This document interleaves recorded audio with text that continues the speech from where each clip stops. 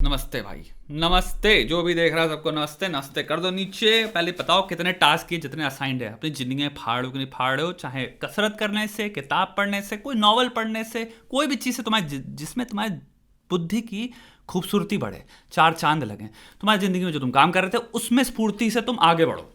क्या क्या वो टास्क है जिसने अटैक मोड ले रखा है उसको पता है मैं क्या बात कर रहा हूँ। बिकम पावरफुल सिस्टम के अंदर हमें टास्क असाइंड है, कितने करें लिखो भाई नीचे। जिसने नहीं लिया कंसिडर कर सकते हो भाई, नीचे लिंक है। अटैक मोड है, भयंकर कोर्स है, मजे में आ जाओगे।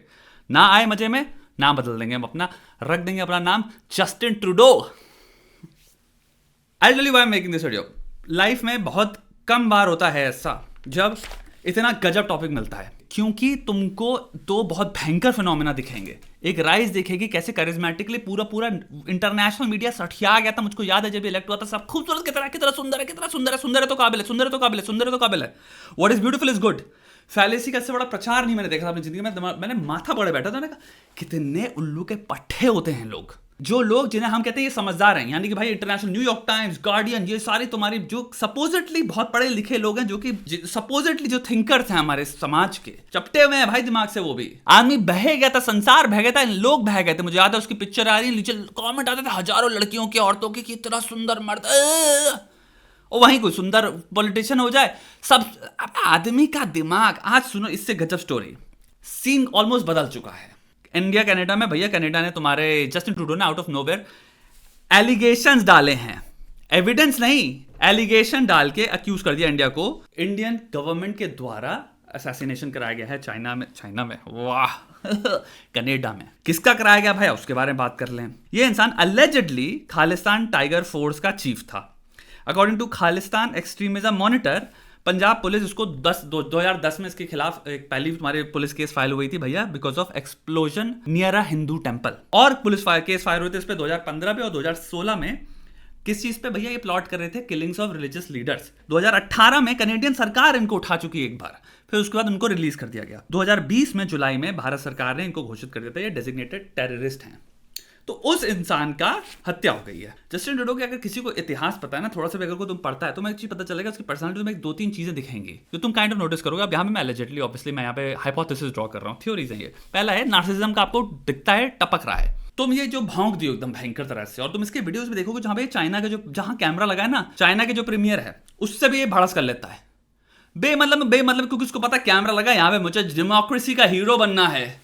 न्यूयॉर्क टाइम्स एडिटोरियल और गार्डियन और सब लोग लिखेंगे कितना बहादुर आदमी है, देखो हमारे पिक्चर का हीरो। तुम एक नेशन हो, इकोनॉमी हो इतने बड़े, जो कि इतनी बड़ी बड़ी ट्रेड डील्स पर डिपेंड कर रही है तुम्हारी इकोनॉमी, चाइना के साथ, इंडिया के साथ होने वाली थी, वो पहुंच हो गई है और मुझे लगता भी नहीं होगी। तुम समझ रहे हो तुम कितना कुछ रिस्क कर देते हो कैमरे में हीरो बनने के लिए। हीरोनी ये पता है कौन करता है? वो करता है जिसको पता है मैं जिस गेम में हूं उसमें मुझे जीतना है हीरो बन के। डिप्लोमेसी से नहीं, प्रैग्मेटिसिज्म से नहीं, जियोपॉलिटिक्स की बात हो रही है, जहां पे मंझे हुए खिलाड़ी हैं, चोजन इलेक्टेड लीडर हैं, जिनके पीछे एक आर्मी खड़ी है, थिंकर्स की, जो स्ट्रैटेजिकली बताते हैं हमारे ये मूव होने वाला है, ये इन्फो है हमारे पास, ये क्लासिकल तुम्हारी डॉक्यूमेंट इन्फॉर्मेशन अवेलेबल है, उसके बेसिस पे भौंक नहीं देना सब कुछ कैमरे में जाके कि मैं हीरो लग रहा हूं क्या इससे। अरे स्टोरी से तो ऐसा लगेगा ये अकेला लड़ रहा है सबसे, क्या महान आदमी है। नहीं भाई, सब बैकग्राउंड में सेटल होता है। इतनी रिपोर्ट से इतना कुछ पता चलता है कंट्री और पीछे में, तुम्हें पता लगता नहीं कि तुम्हारे की जितनी भी कंट्री, चाइना गवर्नमेंट, तुम्हें लगता है कि भाई कुछ लोग जो अमेरिका में गए होंगे, फिर अमेरिका में रह रहे हैं और शायद थोड़ा डेटा प्रोवाइड कर रहे हो या फिर कुछ भी कर रहा हो, तो चाइना गवर्नमेंट एक्शन नहीं लेती चुपके से। तुम्हें लगता है अमेरिकन गवर्नमेंट कि कितने सारे एक्सपोजर लीक्स बाहर आते हैं जहां पे पता नहीं कहां का किस किस लेवल पे फोन लीक कर रहे हैं, हैक कर रहे हैं। कभी कभी तुम्हारे प्रेसिडेंट प्राइम मिनिस्टर हो गए, जर्मनी की उसका आया था, अंगेला मार्केल का फोन हैक कर रहे थे ये अमेरिकन। जितनी भी चीजें ले लो वो लीक में पता चला। तुम्हें लगता है मर्केल ने उसके बाद का स्टेटमेंट मैं फाड़ दूंगी इनका। किस लेवल पे रशिया करता होगा अमेरिका के साथ, किस लेवल पे पीछे भाई इंडिया की तुम्हारी जितनी भी एजेंसियां वो करती होगी बाहर। ये मेरे को लिख के दे रहा हूं, ये प्रथा है भाई, वो टेररिस्ट था। सारी चीजें होती हैं दुनिया में, इसको जियोपॉलिटिक्स कहते हैं, ये डिप्लोमेसी है, ये this is how the world works. America का तो लीक होता रहता है, चाइना का भी पता लगता रहता है लोगों, लेकिन फटती थोड़ी सी बात करने में। पॉइंट ये है, यानी कि 100% फोन उठा के लोग गालियां वाले गलोच खड़ास भी चलती हुई, गर्म बातें भी होती होंगी फोन पे कि तुमने कैसे किया, ये क्यों किया, आपने ये क्यों किया, फिर बैठ के नेगोशिएशन होते होंगे, बाहरी कंट्री भी बैठ के फोन पे आते होंगे, बाहर इंसानों को लेकिन कुछ पता नहीं चलता। ये भाई साहब पता है डिप्लोमेसी का गेम खेल ही नहीं रहे, ये गेम खेल रहे हैं बॉलीवुड मूवी का, जहां पे एक हीरो होता है और एक विलन होता है। भाई को हमेशा एक विलन चाहिए। मेरे ख्याल से इस इंसान ने सोचा भी नहीं, जिसने भसड़ मचाई है इसने अपने लॉन्ग टर्म में।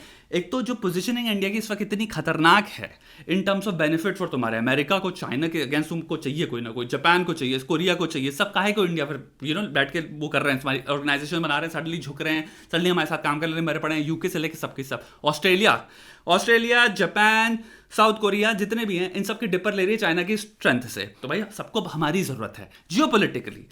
तुम बैठ के एकदम से भड़स कर लियो, तुम्हें लगता है भाई सब की सब पीछे कॉल बुला के इनको ये नहीं करूंगा, तुम क्या चुतियापा कर रहे हो, ये क्या नौटंकी कर रहे हो तुम, ये लॉन्ग टर्म में कौन सा गेम खेल रहे हो, लॉन्ग टर्म में अपने आपको रिलेक्ट करने का गेम खेल रहे हो क्या?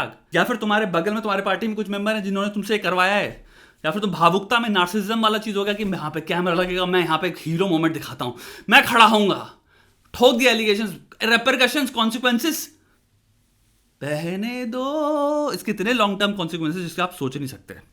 ये भाई साहब को हीरो बना था कुछ मिनट के लिए, एलिगेशन ठोक दिए बैठ के। बात समझना, मैं नहीं कह रहा चलो ये करना ही नहीं चाहिए किसी को भी, 2 हफ्ते रुक जाते, एविडेंस कलेक्ट कर लेते, एविडेंस के साथ आते तो कम से कम तुम्हारी बात में दम भी होता, जोर भी होता, और उसका रेपरकशन समझो। तुमने एक खत्म कर दी relations with a rising super power से, तुमने कहा कि मैं कट्टी कर लूंगा परमानेंटली क्योंकि मैं हीरो देखना चाहता हूं।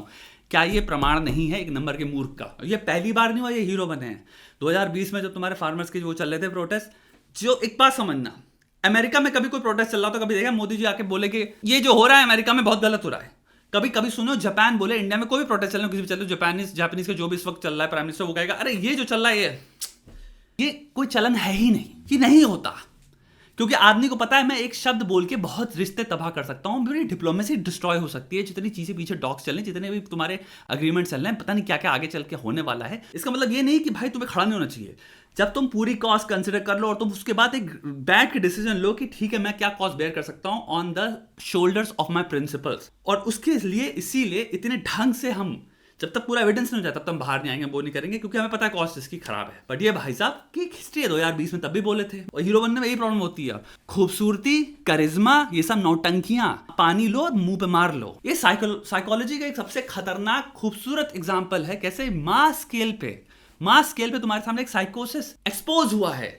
तुम लोगों को पता है या नहीं पता, मुझे याद है जब ये इलेक्ट हुआ था भाई दुनिया पूरा एक अखबार छटाया हुआ था, कितना सेक्सी, कितना सुंदर, यानी कितना काबिल कनाडा का प्राइम मिनिस्टर इलेक्ट किया है। भैया कितने मूर्ख होते हैं इंसान मास स्केल पे, जिनको हम इंटेलिजेंट कह रहे हैं सपोजिटली। तब तो पता चलता है कि संसार किस लेवल पे साइकोलॉजिकली हम कितने छोटे छोटे बायसेस से हम एस्केप नहीं कर पाते।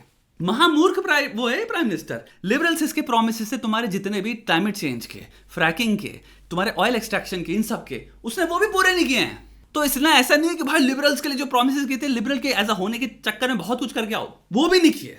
जैसे भी हो, मैं कह रहा हूं चलो कोई प्राइम मिनिस्टर हो सकता है आपकी नजर में हो यार अच्छा प्राइम मिनिस्टर नहीं है, वो ठीक है।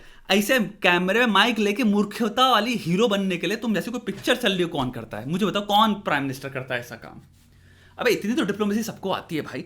एक खराब से घटिया से प्राइम मिनिस्टर की बात कर रहा हूं, इतनी डिप्लोमेसी तो इतनी समझ तो सबकी होती है कि भाई मैं सुन तो लूं मैं क्या बोल रहा हूं, क्या मैं बाहर निकालूंगा, किस शब्दों का मेरा इंपैक्ट क्या है, क्या कॉन्सिक्वेंसेज होंगे, मैं कौन सी डील्स अपनी ट्रेड और अपनी रेपुटेशन सबके पर खचे उड़ा दूं।